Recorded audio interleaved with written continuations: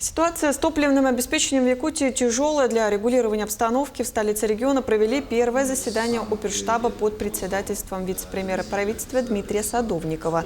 Так, в ходе совещания было принято решение о создании оперативных штабов в районах республики и создании заявок по топливу от муниципалитетов. При этом, как отметил Садовников, в приоритете жизнеобеспечивающие службы. Это МЧС, система здравоохранения и пассажирские перевозки. Причины ситуации вице-премьер назвал очевидными, поскольку такая же обстановка складывается по всей стране из-за украинских ударов по нефтеперерабатывающим заводам.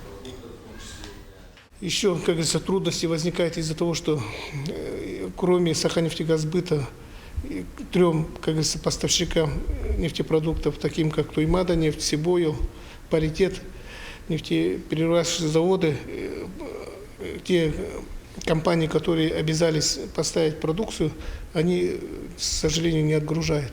И это создает, как говорится, для нас большие препятствия, но мы готовы решить и в этом направлении работаем.